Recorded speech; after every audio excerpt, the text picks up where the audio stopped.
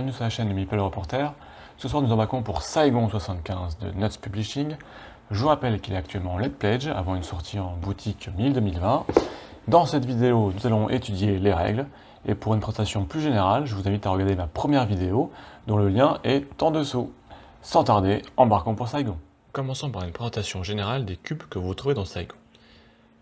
Les grands cubes seront vos divisions du sud et du nord. Les petits cubes de la même couleur seront des demi-divisions et vous retrouvez un certain nombre d'unités spéciales. Des milices nord-communistes, des bataillons de rangers, des brigades de marines, des brigades parachutistes, des unités fluviales et des régiments mécanisés. Je tiens à préciser que dans ce prototype, les couleurs sont parfois proches, mais dans la version finale, chaque unité sera facilement identifiable. Toutes les petites unités sont des unités spéciales et ont quelques règles particulières en termes de déplacement ou de mécanique. Passons à la mise en place d'une partie. Voici la mise en place du plateau en début de partie pour Saigon. On retrouve l'ensemble des divisions du Nord et les bataillons Viet Cong dans la zone de réserve du joueur communiste. Pour le joueur du Sud, l'ensemble des bataillons sont disposés sur les territoires. Alors en fait, vous retrouvez sur chaque territoire un petit symbole qui vous montre ce que vous devez mettre. Donc cette configuration est imposée en début de partie. En revanche, le joueur du Sud dispose de quelques bataillons spécialisés, que je vous ai présentés un peu avant, qu'il va pouvoir placer comme il veut sur son territoire, en fonction de la stratégie qu'il va devoir développer.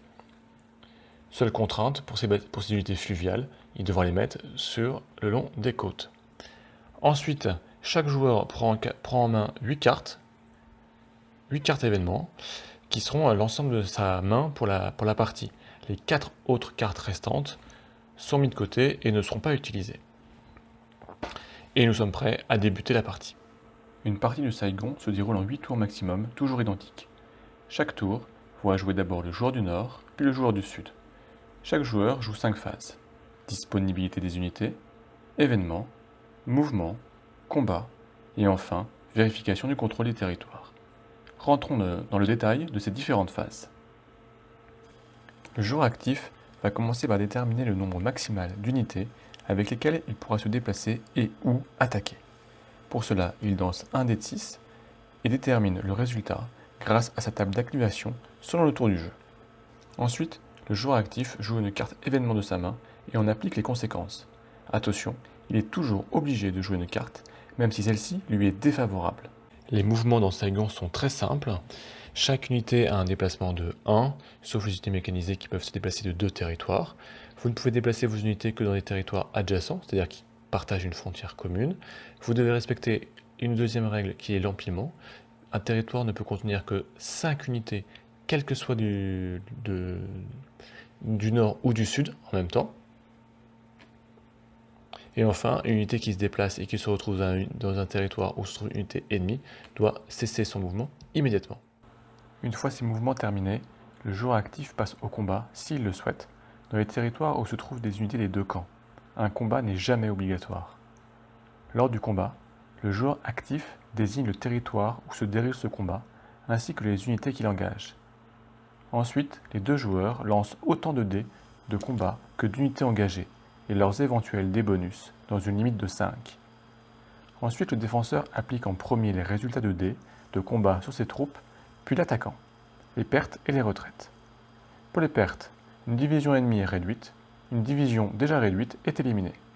Pour les retraites, on compare le nombre de résultats de retraite obtenus par chaque camp et on ne conserve que le solde que l'on applique aux unités du joueur adverse.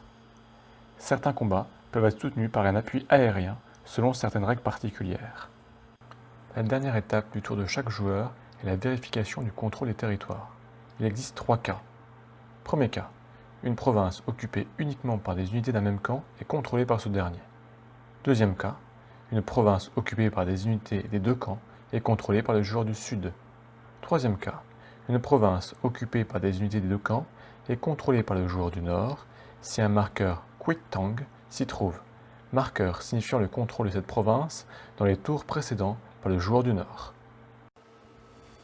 Le joueur du Sud jouera une phase supplémentaire. À chaque fin de tour, il détermine le nombre de ces unités qui déserteront.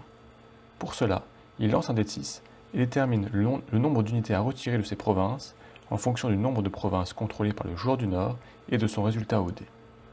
Le tour se termine tout simplement en contrôlant les conditions de victoire, qui est très simple, c'est le contrôle de Saigon. Tant que le joueur du Sud contrôle Saigon, la partie continue jusqu'au 8e tour. Si le joueur du Nord s'empare de Saigon, c'est une victoire immédiate du joueur du Nord qui a remporté la partie. Et voilà, on a terminé de Saigon 75 pour la présentation des règles et de la première vidéo de la présentation générale. Avec ces deux vidéos, vous pourriez vous faire une bonne idée pour savoir si ce jeu va vous intéresser ou non. Moi, je vais retenir 3 points qui m'ont particulièrement intéressé. Tout d'abord, le côté asymétrique. Il va vous forcer à rejouer les deux camps avec des stratégies bien différentes. Ensuite, la durée de partie, 1 heure. Je trouve ça plutôt court et intéressant pour un jeu de cette gamme, historique et stratégique. Et enfin, un troisième petit point de gameplay qui m'a beaucoup plu, ce sont les cartes événements. Elles ajoutent de la rejouabilité et surtout, vous devez toujours en jouer une, même quand cela vous est défavorable. Je pense que certains vont beaucoup réfléchir. Il ne vous reste qu'à vous quitter, à vous retrouver dans une prochaine vidéo, et puis surtout, aimez-la, likez, partagez, abonnez, commentez, dites ce qui vous plaît pas, sur le fond, sur la forme, votre soutien est toujours appréciable. Et surtout, n'oubliez pas, le plus important, c'est de jouer.